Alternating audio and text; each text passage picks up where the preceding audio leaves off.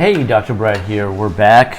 It's Saturday afternoon, October 12th, 2019. How are you, babes?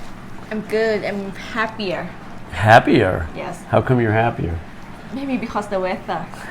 Oh, yeah, it was a rough summer. I told everybody the book Dune by Frank Herbert, I think it was written in 1965, but people don't, because the original movie was so lousy, they're actually making a remake now, which I'm really excited for.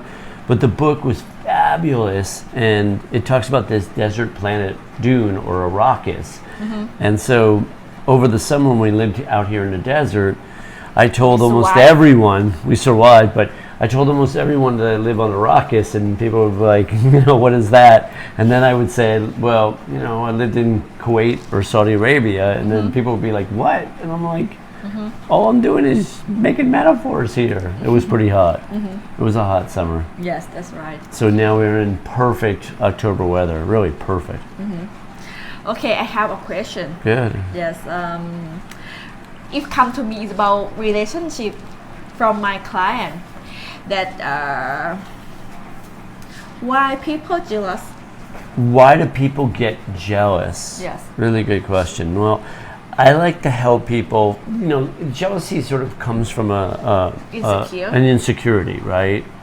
But more than anything, I like to help people get really creative and proactive in their own lives, because my perspective is that the more successful you feel, the less likely you are to worry about other people, right?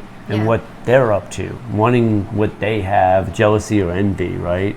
Wanting to be someone else or wanting to feel like someone else, right? These sort of weird emotions that some people run. The other part of it is the mind. If you don't train your mind, it's going to constantly compare. And the more comparing you do, the more likely you're not going to measure up. And if you don't measure up... And people always compare with the same level, right?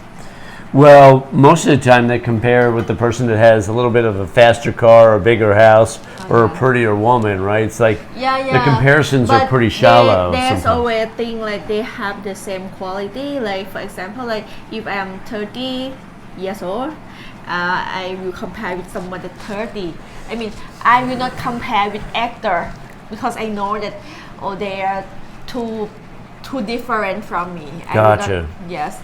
So you're more likely to compare to your next door neighbor, right, or your girlfriend. Is that what you're saying? Yes. Yeah, I think that's probably true in general, but some people compare themselves to like a superstar and then they don't measure up. I often say that the vast majority of people are never going to be Tiger Woods or Michael Jordan. So it's sort of silly to sort of compare yourself to these outliers. In a way, we live in a society where these comparisons to outliers are really common.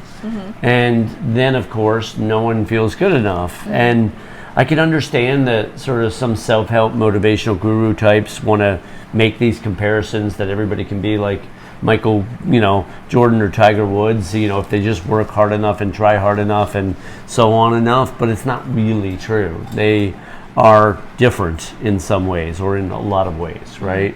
And so we can aspire to be better, but to compare ourselves to people like that, you're just never going to be good enough.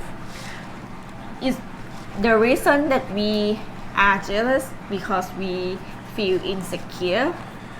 Because we don't put